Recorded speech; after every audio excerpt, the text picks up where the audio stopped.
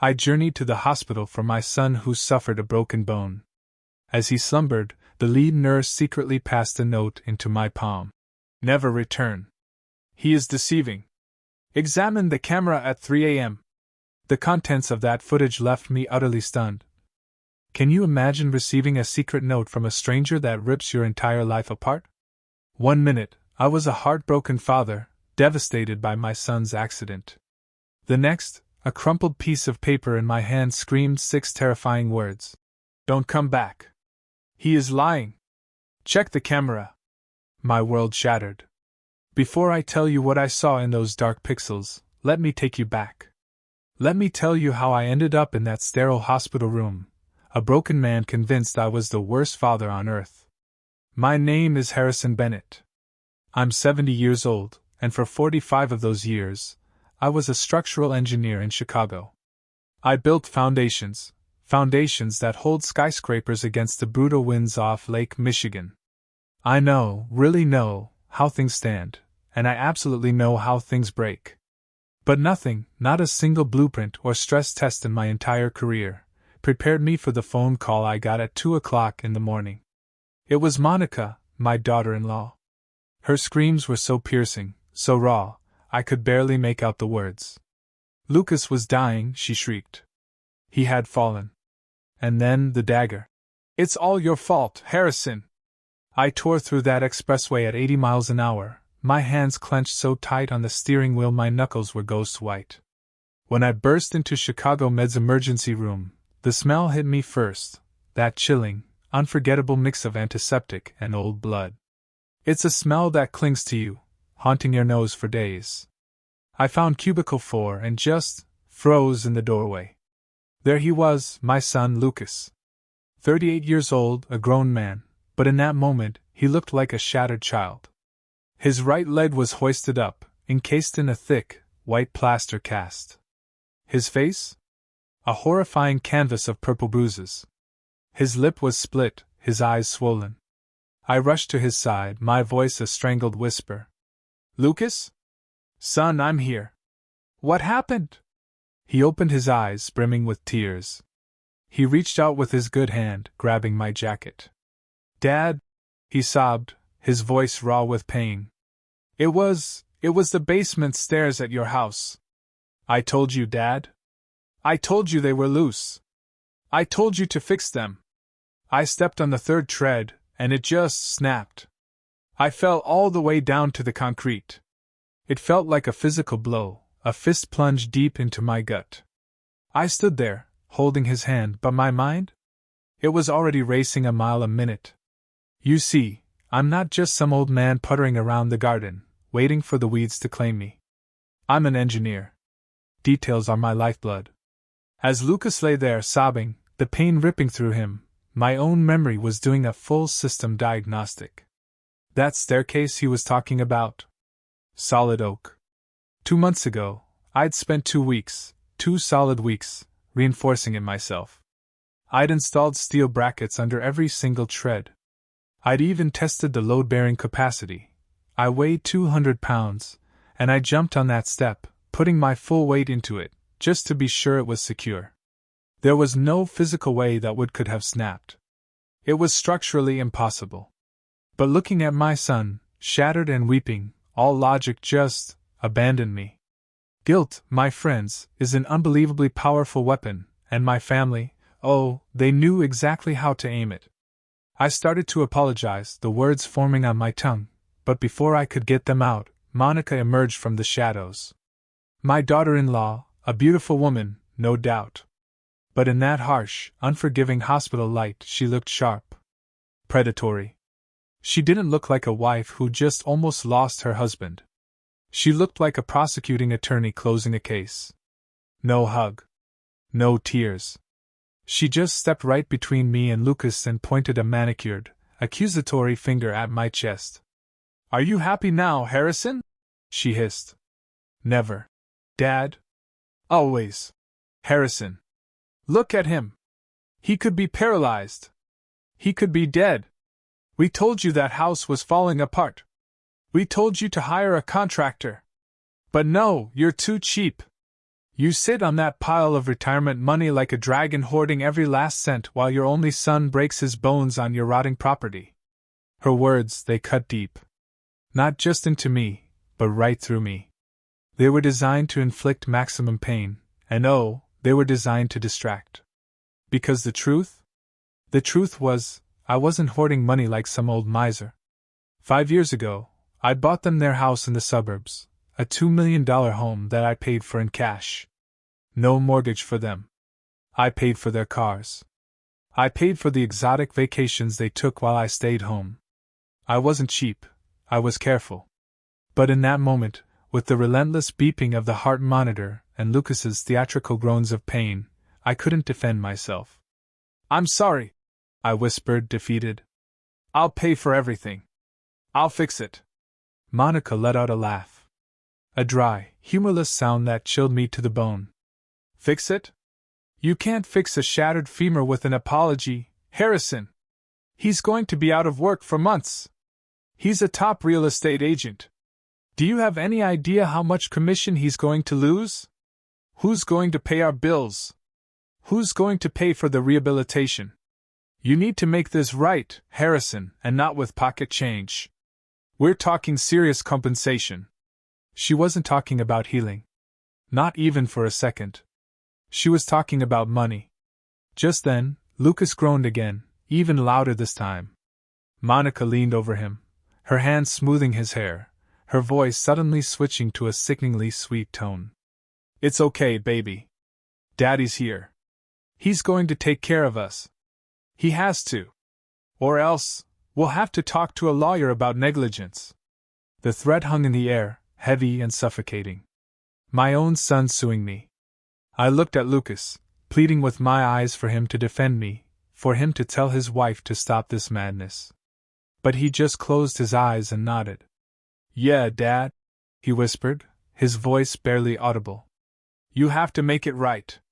I'm in so much pain." The room felt like it was shrinking, closing in on me. I needed air. Monica saw my hesitation, my confusion, and she seized the moment like a predator. "Go home, Harrison," she commanded, her voice like steel. "Go get your homeowner's insurance policy and bring it here. We need to file a claim immediately. If you file it as a liability claim against yourself, the payout is faster. Go now. Lucas needs rest, and you're upsetting him." I nodded, completely defeated. I turned to leave, feeling the crushing weight of my 70 years pressing down on my shoulders, every single one of them. I walked out into the corridor, my mind a swirling fog of guilt and utter confusion. How could the stairs have broken? Had I missed something, some crucial detail? Was I truly getting old and incompetent, just like they claimed? Still reeling, I shuffled towards the exit, my gaze fixed on the sterile hospital floor. That's when I collided with a nurse.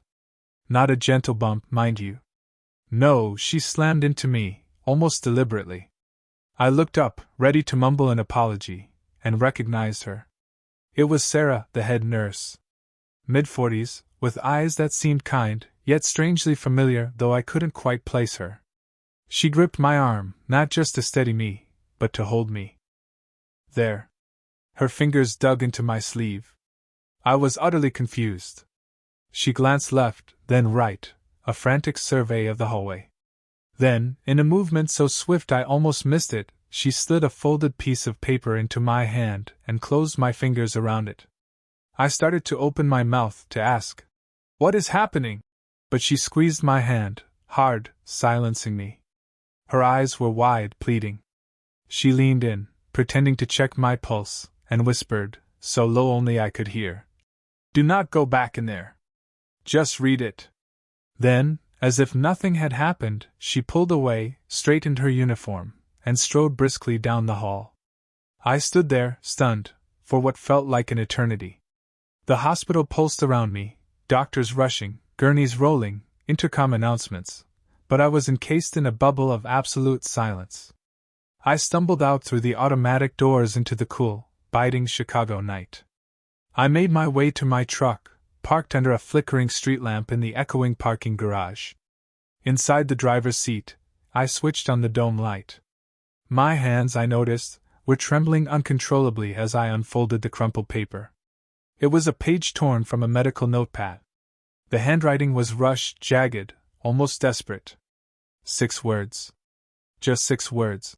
Don't come again. He is lying. Check the camera at 3 a.m. I stared at it. He is lying. Check the camera. My heart, which moments ago had been a slow, heavy thud of grief, now began to hammer against my ribs with a fast, sharp rhythm of pure suspicion. I thought about those stairs again, the steel brackets, the solid oak treads, the absolute impossibility of Lucas's story. And then it hit me. I didn't just buy Lucas and Monica that house, I'd installed the security system myself. I'm an engineer, remember? I like systems. I like safety. I'd set up a localized server in their basement, controlling all the smart home features, lights, locks, cameras. They knew about the exterior cameras, of course.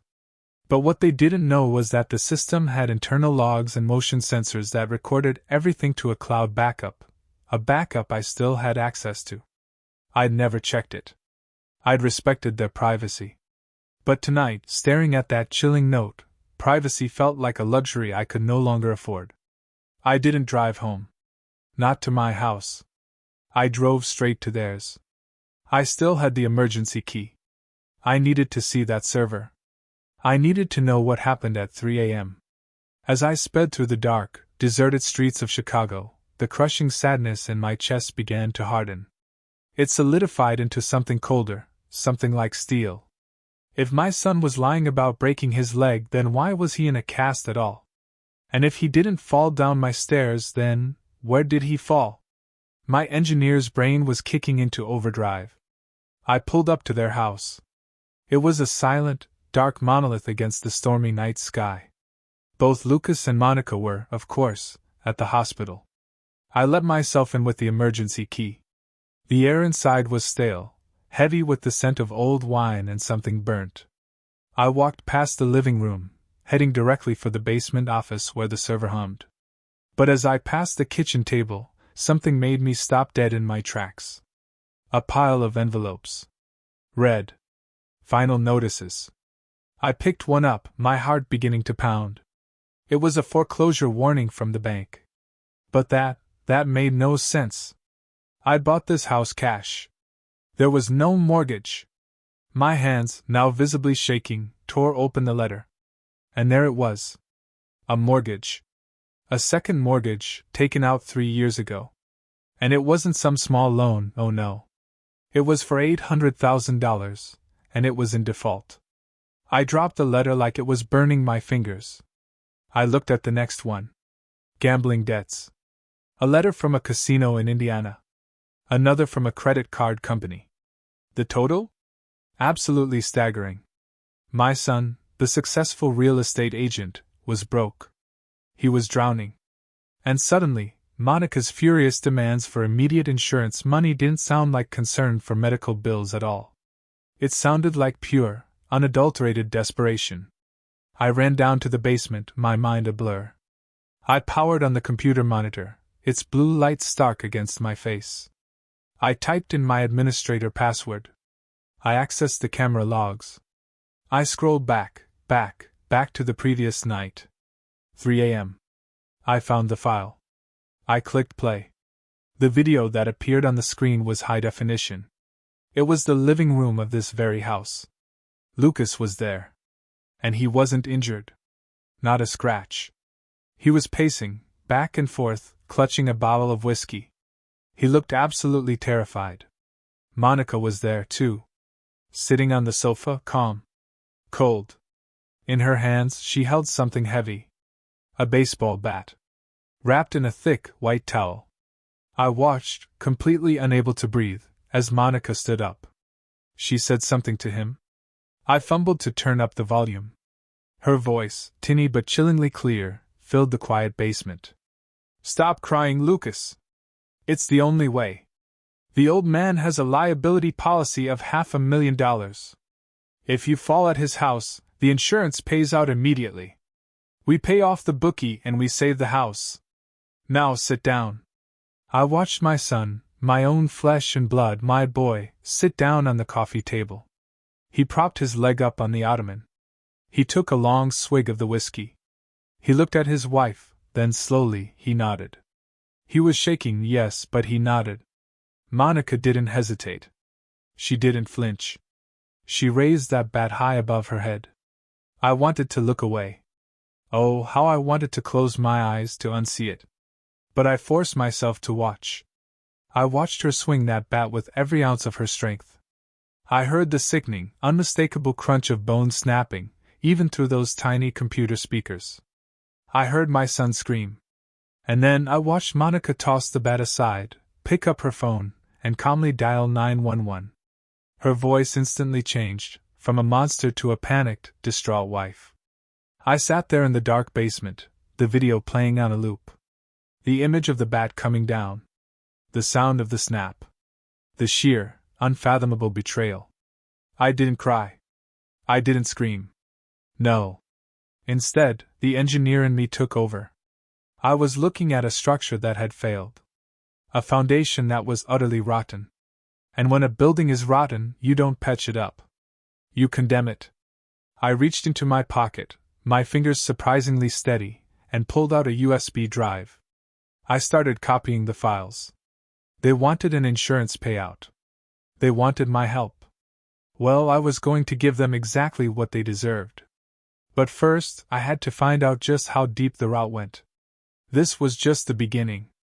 I sat in the hospital parking lot for 20 minutes, just sitting there. I didn't move. I adjusted the rearview mirror, but I wasn't checking my hair. Oh no. I was checking my mask. I consciously let my shoulders slump. I relaxed the muscles in my face until my jaw hung slightly loose, my expression vacant. I rubbed my eyes until they were red and watery.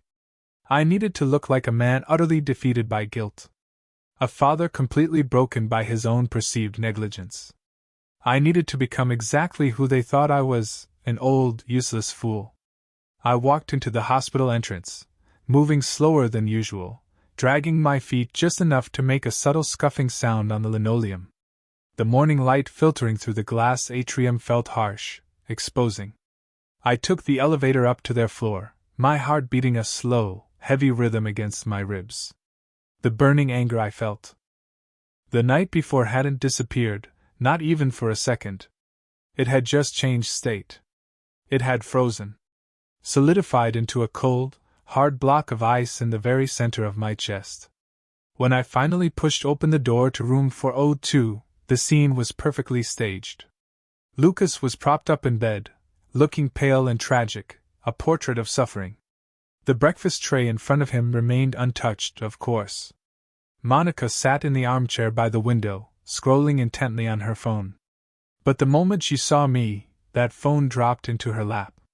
She sat up straight, her eyes narrowing, scanning my face, searching for weakness. I gave it to her. I didn't say hello. I just walked to the foot of the bed and gripped the plastic railing, letting my hands tremble visibly. I looked at Lucas's cast, then up at his bruised face.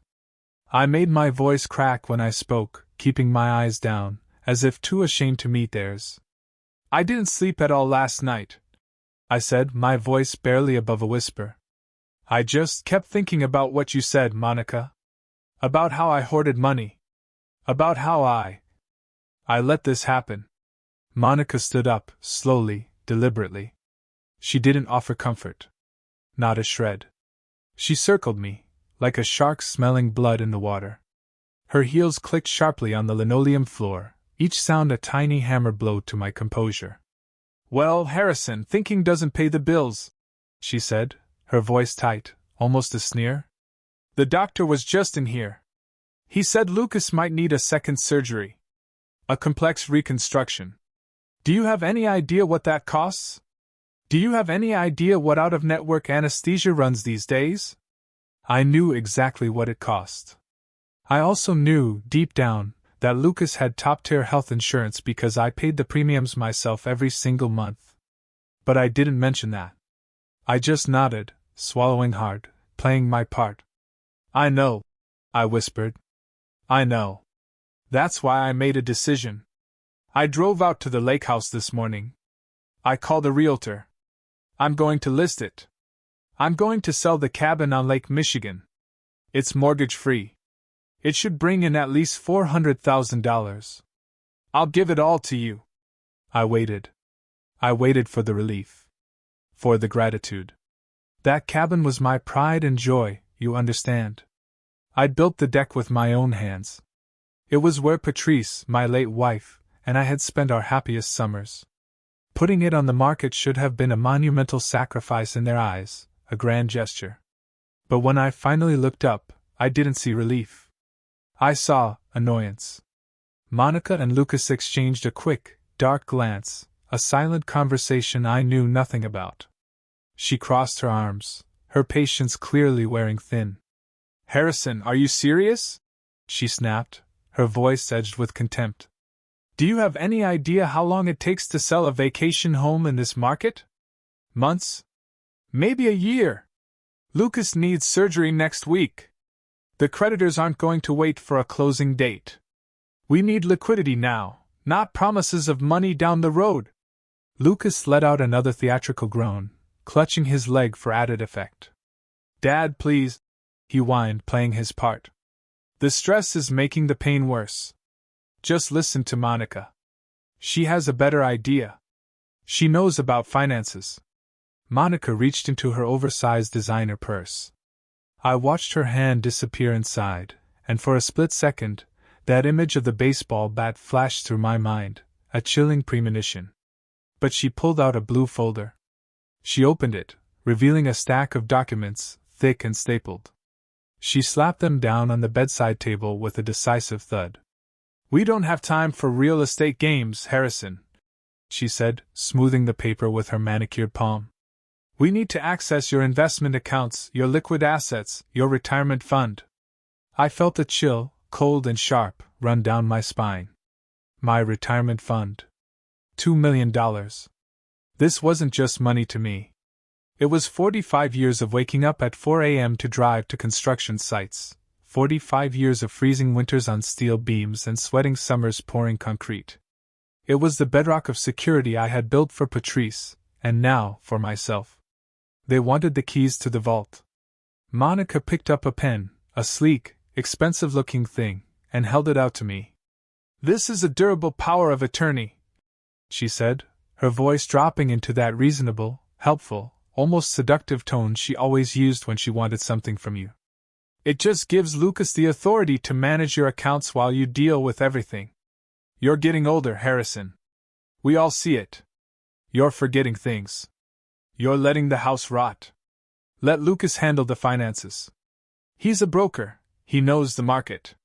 He can liquidate what we need for the medical bills and invest the rest so it grows. It's the only way to save us." I looked at the document. My eyes scanned the header. My heart sank.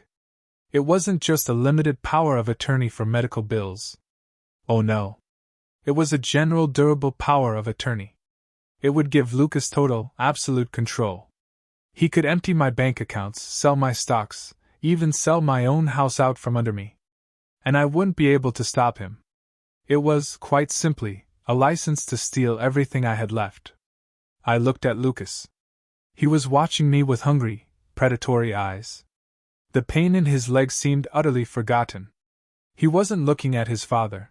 He was looking at a walking ATM machine about to dispense the jackpot. I reached out, my hand actually shaking, not because I was pretending, but because a raw, violent rage was trying to break through my skin. I held the pen over the signature line. I saw Monica lean in, her breath held, her eyes wide and greedy. She was practically vibrating with anticipation. I brought the tip of the pen down to the paper. I watched the ink make a small, precise dot. Then, with a carefully controlled effort, I let my hand spasm. I jerked my wrist violently, sending the pen clattering across the plastic table and onto the floor. It rolled, just out of reach, under the bed. "Oh, damn it!" I muttered, clutching my hand dramatically to my chest. "My arthritis! It's flaring up again! I can't grip anything today!" I bent down, pretending to look for the pen, buying myself a few precious seconds to compose my face. When I straightened up, I feigned utter confusion, patting my jacket pockets frantically. "And my glasses!" I mumbled, looking around the room as if they might magically appear. "I don't have my reading glasses. I can't sign a legal document without reading it, Monica, you know that. I need to know what I'm signing." Monica's face twisted in pure frustration. She looked like she wanted to scream, to lash out. She bent down, snatched the pen from under the bed, and shoved it back at me. "Just sign it, Harrison. It's standard boilerplate. We don't have time for this." I backed away, holding my hands up in a gesture of helplessness. "I can't," I said, my voice rising in feigned panic. "I need my glasses. They must be at home. I'll go get them. I'll drive home, get my glasses, and I'll come back tonight. I promise. I'll even bring the deed to the lake house, too, just in case." Lucas, bless his commitment to the act, tried to sit up. "Dad, just sign the damn paper," he shouted, completely forgetting his role as the invalid. But I was already moving towards the door. "I'll be back," I stammered, backing out into the hallway. I just need my glasses. I'm so sorry. I'm so useless." I turned and walked away before they could stop me. Behind me, I heard Monica slam the folder shut. I heard her curse, a harsh, ugly sound. I walked down the corridor, maintaining my pathetic shuffle, until I turned the corner and was completely out of sight. Then I straightened my back. My shoulders squared.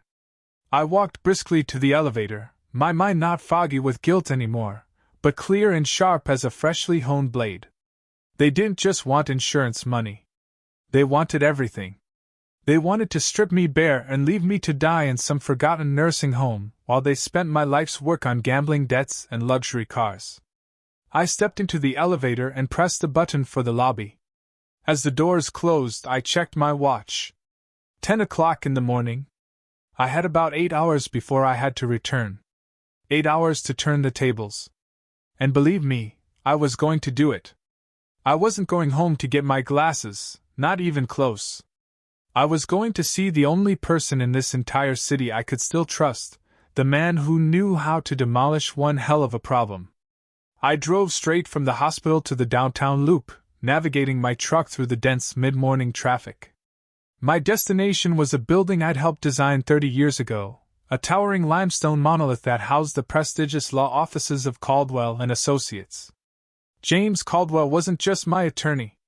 He was my oldest, dearest friend. We'd played poker every Friday night for 20 years until Patrice got sick. He was the only man alive who knew the exact dimensions of my finances, and the only man I truly trusted to help me fortify them against the siege I was currently under. When I walked into his office, the receptionist didn't even ask for my name. She just pointed wordlessly towards the corner office. Jim was waiting for me, standing by the window with a grim, almost premonitory expression. He's a big man, Jim. A former linebacker in his younger days, though age had softened him a bit around the edges. When he saw me, he didn't smile. He knew why I was there. I'd called him from the car, my voice tight, telling him I needed to secure my assets immediately. "Sit down, Harrison," he said, his voice a deep rumble, like a distant train. "You look like hell." I sank into the wingback chair, the leather creaking a mournful protest. I didn't waste time with pleasantries. I poured it all out: the hospital, the fake accident, the predatory power of attorney Monica had tried to force me to sign. I told him about the house I bought them, and the mountain of debts I'd seen on Lucas's desk. I left out the video for a moment. I wanted to deal with the financial bleeding first. "Jim," I said, leaning forward, my voice urgent, "I need to lock everything down. I want to put my house, the lake cabin, and all my investment accounts into an irrevocable trust. I need to make damn sure that even if I get hit by a bus tomorrow, Lucas cannot touch a single cent without a trust approval. They are desperate, Jim. They are dangerous." Jim nodded slowly, methodically taking notes on his yellow legal pad. He asked me a few sharp questions about dates and amounts, then turned to his computer. "Let me just pull up the current deed status on your primary residence," he said, typing with those two big fingers of his. "We need to make sure the title is clear before we transfer it to the trust. Should be quick. I know you paid that mortgage off 20 years ago." I watched him. I saw the reflection of the screen in his glasses. I saw him squint, then stop typing abruptly.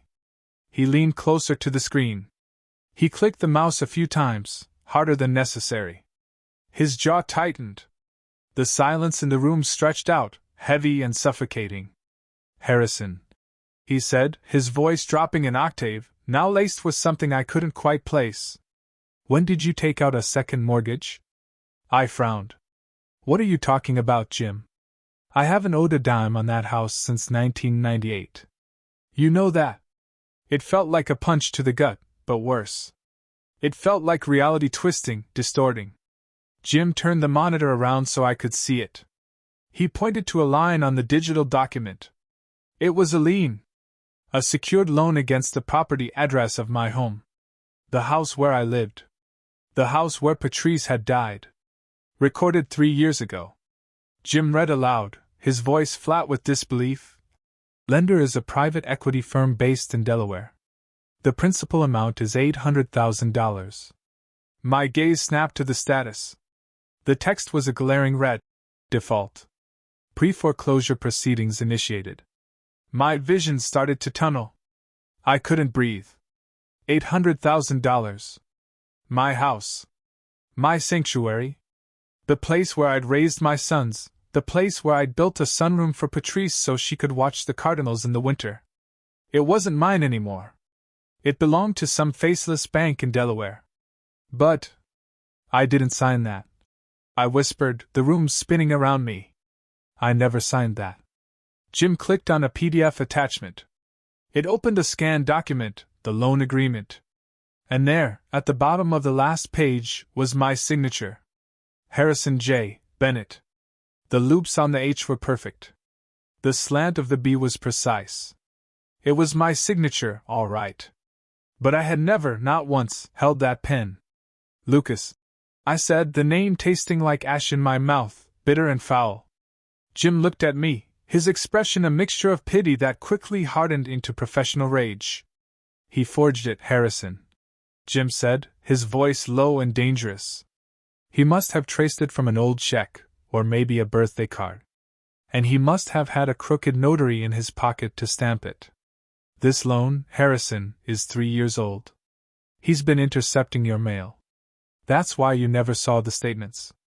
That's why you never saw the default notices. He's been stealing your mail, right under your nose."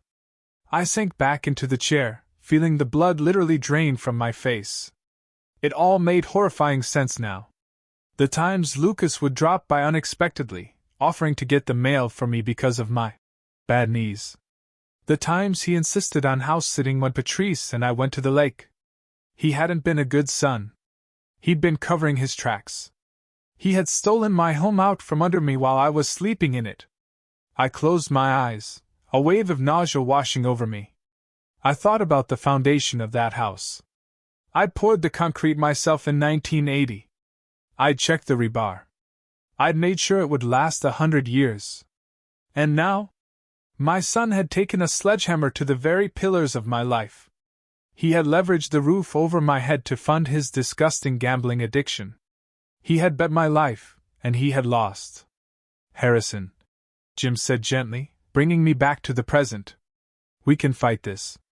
We can prove fraud. We can hire a handwriting expert. But if we do that, if we file a police report for forgery and grand larceny, Lucas is going to prison. There's no middle ground here. This is a felony, a massive one." I opened my eyes. The image of the baseball bat flashed, vivid and horrific, in my mind. The sickening sound of the snap. The cold, calculating look on Monica's face. They were willing to break bones, his own bones, to get $500,000. What would they do if they knew I'd found out about an $800,000 theft? They weren't just thieves. They were termites. They had eaten through the wood, through the support beams of my family, leaving nothing but a hollow shell of a life that was waiting to collapse on top of me. If I didn't act now, if I didn't cut them out completely, I would be buried in the rubble. I stood up, walked to the window, and looked down at the bustling street below. I saw people walking, living their lives, trusting their families. I felt a profound, aching sense of isolation. I was an engineer who had just discovered that the bridge he'd built, the very foundation of his existence, was made of paper. "Do it," I said to the glass, my voice barely a whisper, yet firm as bedrock. Jim hesitated. "Do what, Harrison? The trust?" "No." I turned around, my gaze meeting his. The grief was gone. The shock was gone. All that was left was cold, hard calculation. Structural integrity has been compromised. Demolition is the only option. Draw up the papers, Jim. Not for a trust. I want you to prepare a full criminal complaint. I want the handwriting expert. I want the affidavit. And I want you to contact the bank holding the note. Tell them the signature is fraudulent. Tell them I am pressing charges." "But Harrison," Jim said, standing up, his voice tinged with concern. "That is your son. Once we start this train, we can't stop it. He will go to jail for a long time." I looked at my old friend. I thought about Patrice, about how she would feel knowing her son had sold our memories, our home, for poker chips. And then I thought about the poison in the soup that Monica was planning. "I don't have a son," I said, my voice steady and flat, utterly devoid of emotion. "I have a tenant who has violated his lease. And I have a criminal who has broken into my life. I want him gone, Jim. I don't want to just kick them out. I want to bury them under the weight of their own lies. And there's something else," I added, reaching into my pocket and pulling out the USB drive with the camera footage. "I need you to look at this.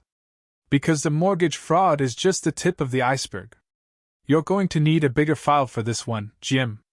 We're going to need the district attorney." Jim took the drive, looking at me with a mixture of fear and profound respect. He nodded slowly.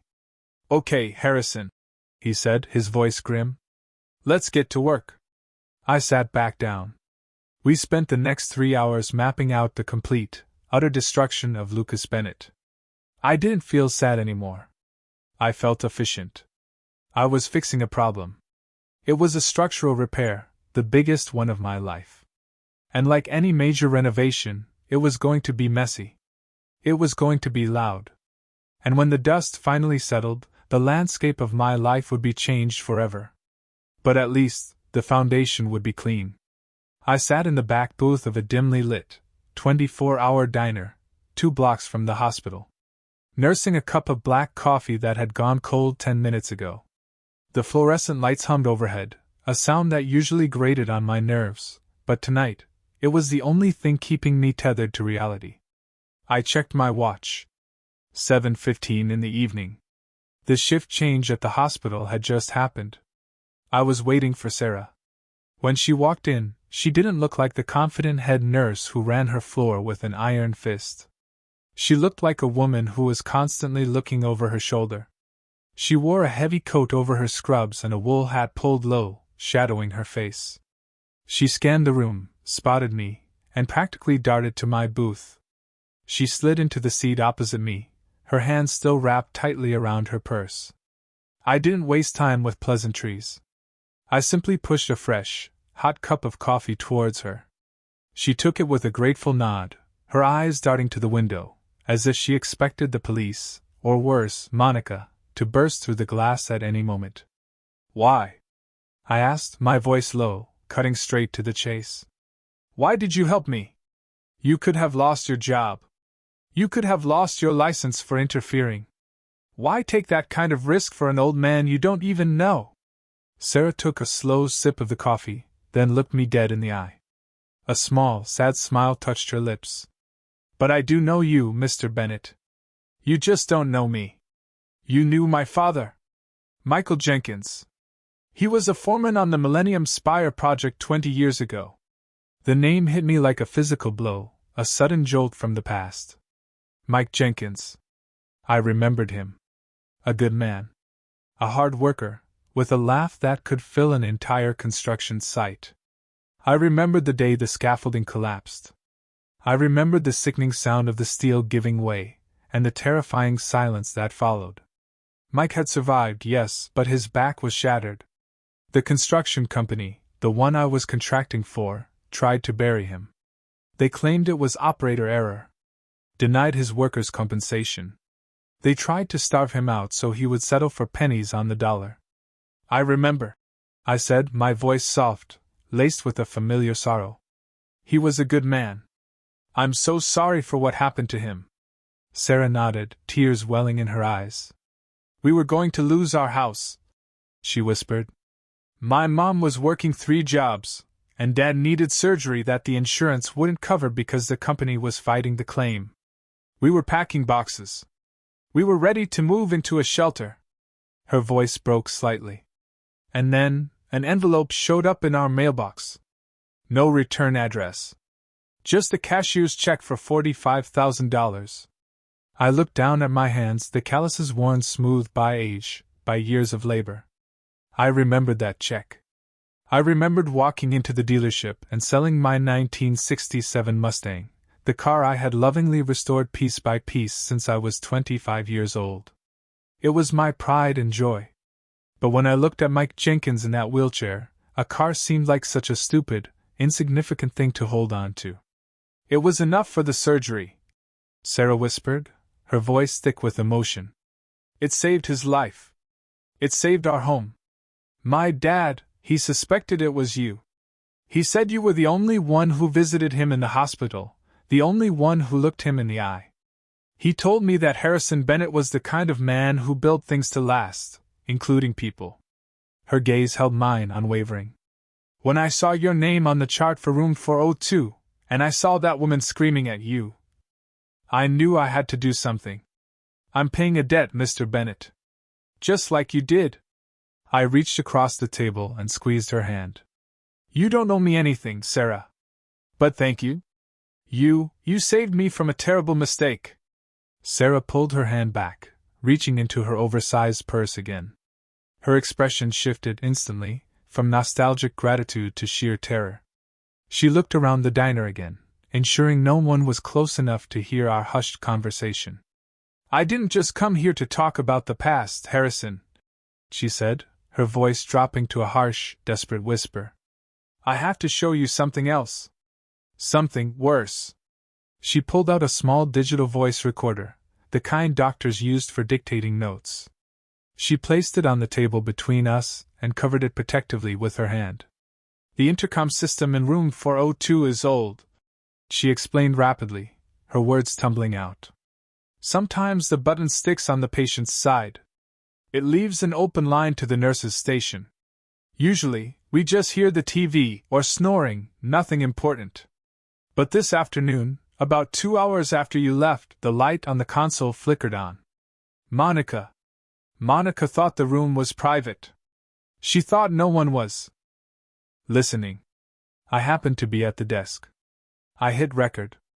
I looked at the small, black device, a cold dread pooling in my stomach. I thought I had seen the bottom of the barrel with the video of the broken leg. I thought I knew how low they could go. But the look in Sarah's eyes told me I was wrong. The barrel, it seemed, had no bottom at all. I picked up the recorder. I put it to my ear, a sense of foreboding chilling me. Sarah pressed the play button.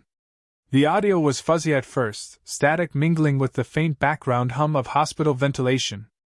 Then, Monica's voice cut through, sharp and impatient. Stop whining about the pain meds, Lucas. You need to be lucid when he comes back. We need that signature. Then, my son's voice, slurred and weak, full of fear. He's not going to sign it, man. He knows something. Did you see the way he looked at me? He looked at me like I was a stranger. Monica laughed. It was a cruel, dismissive sound that curdled my blood. He's just confused. He's old. That's why this is going to be so easy. Once we get the power of attorney, we transfer the liquid assets first. Then we sell the stocks. We can have the accounts drained in 3 days. That was bad, yes. But it was nothing I didn't already know, nothing new in their greed. I waited, my breath held. But what about him? Lucas asked, a tremor in his voice. He isn't just going to let us take it. He'll go to the police. He'll fight us. There was a pause on the tape, a silence so heavy it felt charged, pregnant with something sinister. Then Monica spoke again, her voice lower, more deliberate, chillingly calm. He won't fight anyone, Lucas. You told me yourself. He has a heart condition. He takes beta blockers. He takes blood thinners. He is a walking time bomb. What are you saying? Lucas whispered, his voice barely audible. I'm saying that old men die in their sleep all the time, Monica said.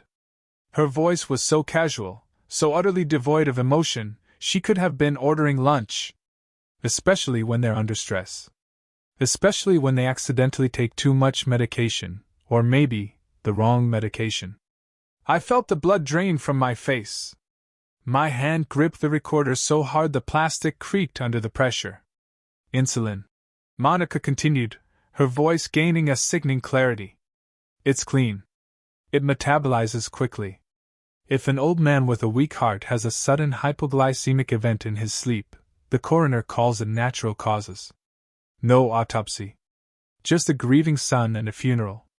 And then, we are the sole beneficiaries of the life insurance policy. $2 million plus the house, plus the accounts. We will be kings, Lucas. We just need to get through this week. The recording ended with a sharp click. I sat there, frozen. The entire diner noise faded away. The clatter of plates, the sizzle of the grill, the cheerful chatter of the other patrons. It all disappeared, swallowed by the terrifying silence. All I could hear was the frantic pounding of my own heart. The very heart they planned to stop. This wasn't fraud anymore. This wasn't mere theft. This was conspiracy to commit capital murder. They were planning to kill me. My daughter-in-law was planning to inject me with insulin and watch me die in my sleep. And my son, my own son, he hadn't screamed in horror. He hadn't called for help. He had just listened. I looked up at Sarah. Her face was pale, almost ashen. She was trembling, a visible tremor shaking her hands. I didn't know what to do. She whispered, her voice cracking. I couldn't go to the police yet. It's just a recording. They might say they were joking. They might say I fabricated it. But I knew you needed to know. You can't let them near you, Harrison. You can't eat anything they give you. You can't be alone with them. I handed the recorder back to her. My hand, surprisingly, was steady. The fear had evaporated, replaced by a clarity that was sharp as a diamond. They wanted to kill me. They wanted to erase me from the earth so they could consume everything I had built. They had crossed a line, a final, irreversible line, from which there was no return. Before this moment, I wanted justice. I wanted my money back. I wanted to teach them a lesson. But now I realized I was in a war. And in a war, you don't just defend yourself. You neutralize the threat. Keep that recording safe, Sarah, I said, my voice low, hard, and utterly devoid of fear. Do not delete it. Do not show it to anyone else. Not yet. What are you going to do? She asked, her eyes wide with a fear I no longer felt. I stood up. I buttoned my coat, feeling the familiar weight of my 70 years settle on me. But it wasn't a burden anymore. It was armor. I'm going to give them what they want, I said. They want the power of attorney. They want access to my life. I am going to invite them in. But what they don't know is that I am not the prey anymore. I am the trap. I took out my wallet and placed a $100 bill on the table for the coffee. Go home, Sarah. Be safe. I will contact you when it's over. I walked out of the diner into the biting cold of the night air. I took a deep breath, the cold burning in my lungs. I had work to do. So much work. I had to call the chief of police. I had to call Jim Caldwell. And I had to prepare a dinner. Monica wanted to serve me soup. Well, I was going to serve her a meal she would never forget. The structural integrity of their entire plot was about to be tested, and I, Harrison Bennett, was going to be the one swinging the wrecking ball. I walked into my house and locked the deadbolt behind me. Not just turning the latch. I engaged the heavy steel security bolt I had installed myself 10 years ago. It slid into place with a solid, echoing thud that made the empty hallway feel like a tomb. For the first time in 40 years, this house didn't feel like a home. It felt like a bunker. I wasn't a father coming home from work anymore. I was a soldier preparing a kill zone. I went straight to the kitchen table and laid out the arsenal. I had gathered the USB drive with the damning video of the self-inflicted fracture. The foreclosure notice from the bank, emblazoned with the forged signature. And a small digital recorder Sarah had given me, holding the chilling audio of my own murder being planned. It was a terrifying tableau of betrayal, laid out on the same oak table where we used to color Easter eggs, where my sons had done their homework. I picked up the phone and dialed a number I hadn't called in years, but knew by heart, the private cell of Robert Miller, the chief of police. Bob and I went way back. High school football teammates. I'd even built the deck on his house. He answered on the second ring, his voice warm but surprised. "Harrison," he said, "it's late. Is everything okay?" "No, Bob," I said, my voice steady, betraying no hint of the storm raging inside me. "Nothing is okay. I need you to come over. And I need you to come alone. I have something to show you that you are not going to believe." Bob was at my door in 20 minutes. He was in plain clothes, but I saw the service weapon on his hip. He sat at my kitchen table, and I played him the tape. I watched his face. From confusion, to horror, and finally, to a cold, professional rage. He listened to Monica discussing insulin and heart conditions. He watched the video of the baseball bat. He looked at the forged loan documents. When the tape ended, the silence in the kitchen was heavy enough to crush a man. Bob stood up, his hand drifting instinctively to his belt. "Harrison, this is enough," he said, his voice tight with controlled anger. "This is conspiracy to commit murder, insurance fraud, forgery, grand larceny. I can have a tactical unit at the hospital in 10 minutes. We'll pick them both up tonight. Lucas is in a cast. He isn't going anywhere. And Monica? We'll have her in cuffs before she even finishes her dinner."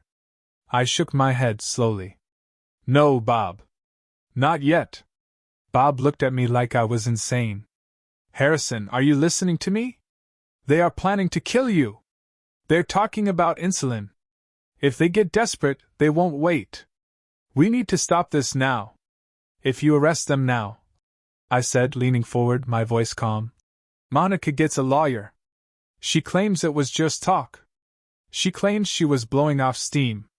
She claims the video was a reenactment, or some twisted roleplay. A good defense attorney might get the charges reduced. Maybe she does a few years for fraud. Maybe Lucas gets probation because he's the victim of the broken leg." I stood up and walked to the sink, looking out into the dark, rain-swept yard. "I don't want them to have a defense, Bob. I don't want a plea bargain. I want them buried. They didn't just steal my money. They stole my son. They killed the memory of his mother. I want to catch them in the act. I want to catch her with the poison in her hand." Bob hesitated. He paced the kitchen floor, a heavy, restless presence. "It's too dangerous, Harrison. We can't let you be the bait. If she actually tries to dose you, she won't succeed." I cut in, my gaze unwavering. "Because you will be here. You and your men. I want you in the pantry. I want you monitoring the cameras. I am going to invite her over. I am going to give her exactly what she wants. The opportunity." Bob stared at me for a long moment. He saw the look in my eyes. It wasn't the look of a grieving widower. It was the look of an engineer who had calculated the precise load-bearing capacity of a bridge, and knew exactly when to detonate the charges. "Okay," he sighed, rubbing his face with a weary hand. "We'll do it your way. But I'm putting a wire on you, and I'm having a tactical team in the garage. If she so much as reaches for her purse wrong, We are taking the door down. I nodded. Good. Now I have a phone call to make. I picked up my cell phone and dialed Monica. My hand didn't shake. My heart didn't race. I felt completely, disturbingly numb. She answered on the first ring, her voice tight with anticipation, barely concealing her impatience. Harrison, she said. Where are you? You said you'd be back by 6. I pitched my voice, making it sound strained and weak. I just hit a wall, Monica. I'm exhausted. My heart is fluttering a bit. I don't think I can make the drive back to the hospital tonight. There was a pause. I could almost hear